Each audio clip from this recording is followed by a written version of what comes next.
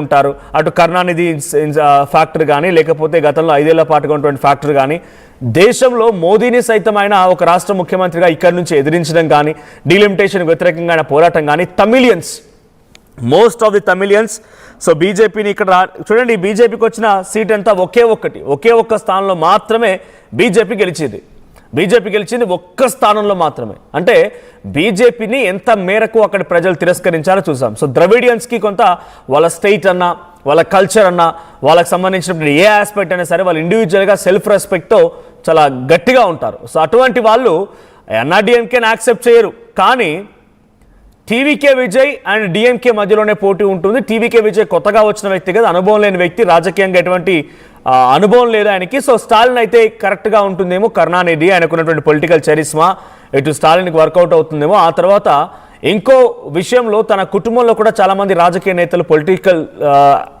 పొలిటికల్గా ఉన్న వాళ్ళు ఉన్నారు కాబట్టి అవన్నీ కూడా కలిసి వస్తాయేమో, పొలిటికల్ చాణక్యతని చతురతని వాడతారేమో అనుకున్నాం. కానీ ఎగ్జిట్ పోల్ ఫలితాలు కూడా అదే రకంగా రిజల్ట్ ఇచ్చినప్పటికీ ఒక్కసారిగా తలకిందులైపోయింది. స్టాలిన్ పొలిటికల్ ఫ్యూచర్ ఒక్కసారిగా బ్రేక్ పడింది. ఏకంగా ఎంతలా ప్రజలు తిరస్కరించారంటే కేవలం అక్కడ ఆయన ప్రభుత్వాన్నే పక్కన పెట్టడం కాదు, ఆయన్ని సైతం తిరస్కరించారు. He is also rejected piece.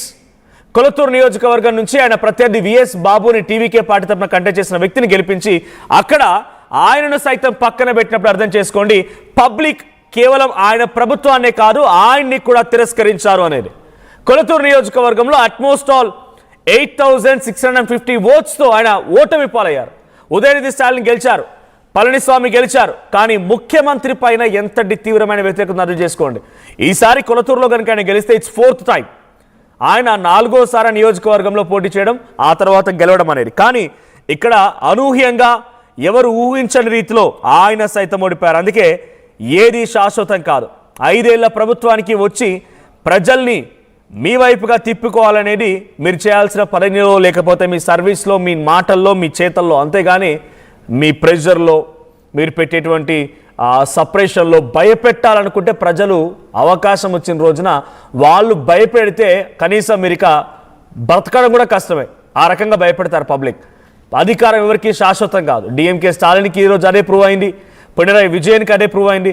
Trinamool Congress Mamata Banerjee విషయంలో అయితే అట్మోస్ట్ ఇట్స్ ఇన్స్పిరేషనల్ స్టోరీ.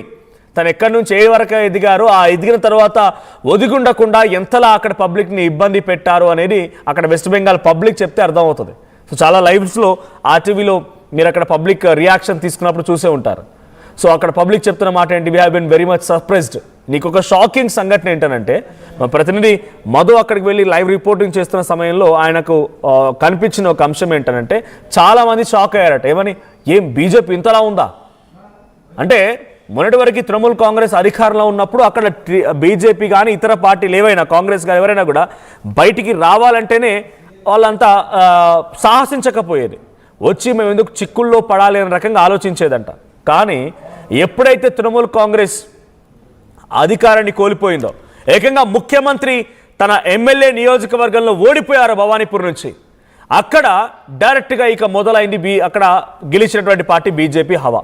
నాయకులంతా రోడ్లెక్కి చూస్తే ఆ జనం తాకిడి చూసిన తర్వాత తృణమూల్ కాంగ్రెస్ షాక్ అయిందంట. ఏంది ఇంతమంది బీజేపీ సపోర్టర్స్ ఉన్నారా, ఇంతమంది బీజేపీకి సపోర్ట్ చేస్తారని చెప్పి shock అయ్యారంట.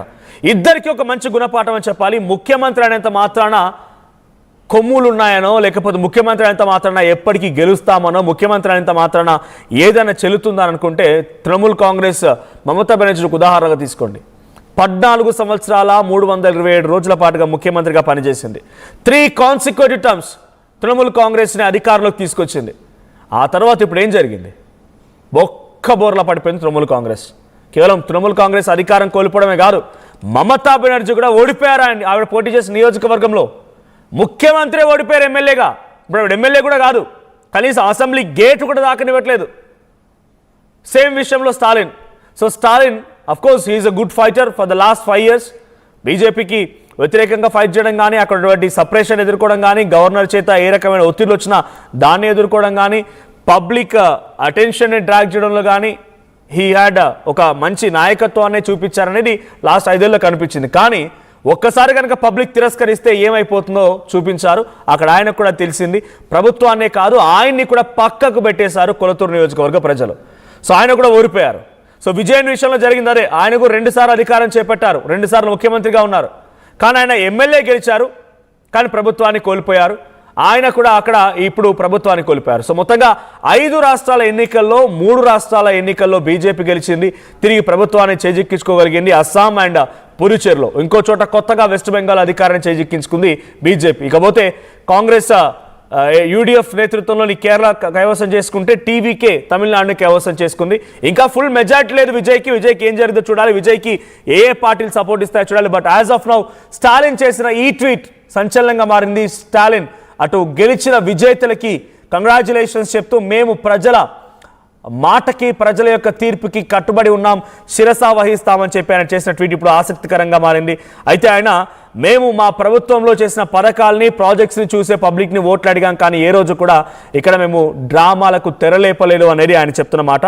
So thanks to the leaders officially who had worked and of the friendship movement who stood shoulder to shoulder with us, all of them. DMK party కూటమిలో ఉన్నటువంటి నేతలను కూడా గెలిపించినందుకు అటు తమిళియన్ ప్రజలకి థ్యాంక్స్ చెప్తూ అందరూ కూడా మాతో పాటు నిలబడ్డ అందరికీ థ్యాంక్స్ చెప్తూ ఆయన ట్వీట్ చేశారు.